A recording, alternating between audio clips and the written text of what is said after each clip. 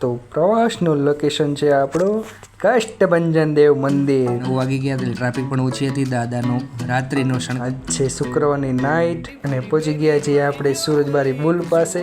ચોખ્ખાઈ તમે જોવો તો એકદમ ક્લીન. ચાય અને પૌવાનું આપણે સેવન કરવાનું છે સવારના નાસ્તામાં. રામ રામ ડાયરાને વાગી ગયા હતા સવારના 4:30 અને આજે આપણી મોર્નિંગ થઈ ગઈ હતી વહેલી. પ્રભુ પાસે પ્રાર્થના કરી આપણે નીકળવાનું હતું પ્રવાસે, એટલે પ્રભુને હાથ જોડી નમસ્કાર કરી અને પ્રવાસમાંથી નીકળી ગયા છીએ આપણે.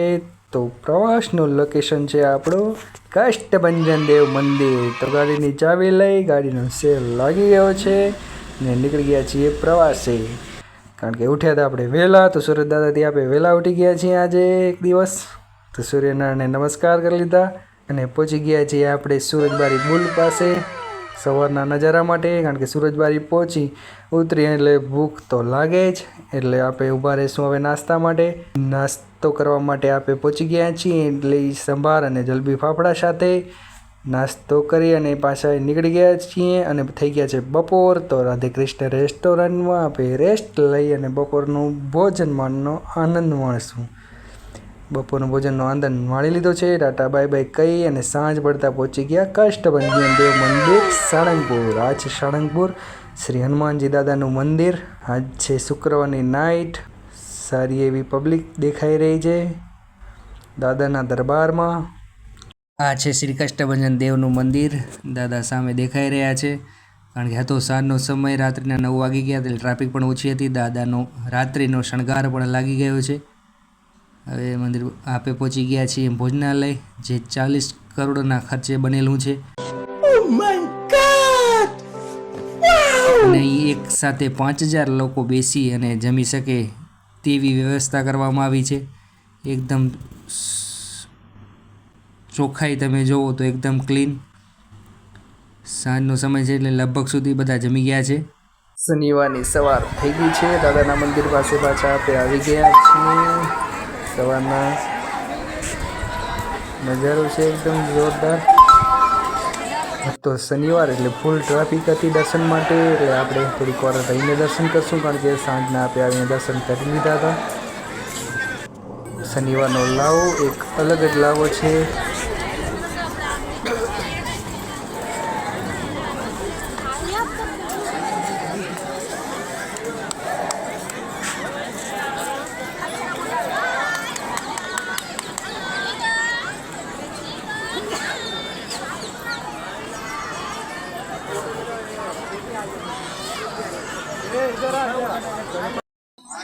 પછી આવો આપણે બસ આવી જા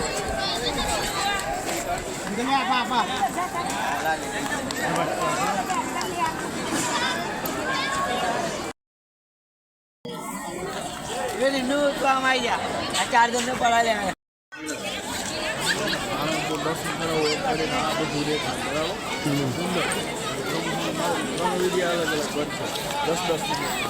ઓહો એવડા લાંબા તો ઠીક. તમે બે ઉભા રહો.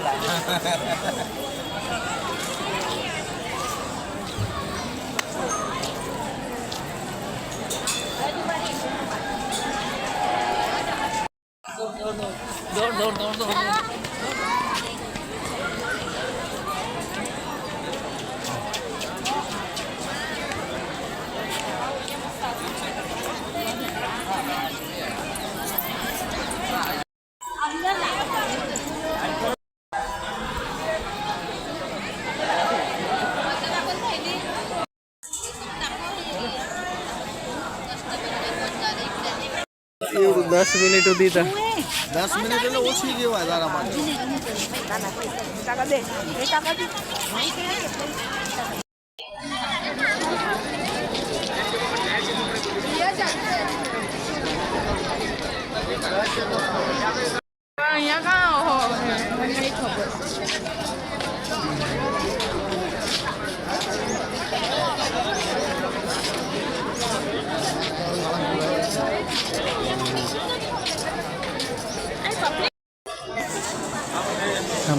ભેટ કાઉન્ટર, પ્રસાદ કાઉન્ટર છે બધા ત્યાંના. પ્રસાદ આપને મળી જાય છે.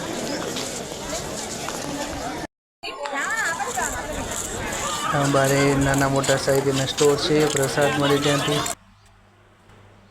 બધું વેચાણ ચાલુ છે. આ છે સાળંગપુરનો ગેટ અને બાજુમાં જ છે શ્રી કષ્ટભંજન દેવ અલ્પાહાર ગૃહ. કારણ કે હતો શનિવાર એટલે ત્યાં તો ઉપવાસ, એટલે ત્યાં હતું બંધ કાઉન્ટર. તો આપણે આવી ગયા અલ્પાહાર ગૃહમાં નાસ્તો કરવા માટે, જ્યાં ચાય અને પૌવાનું આપણે સેવન કરવાનું છે સવારના નાસ્તામાં ચાયની ચુસ્કી સાથે. Ram Ram ડાયરાને. No, I don't think you're here to stay.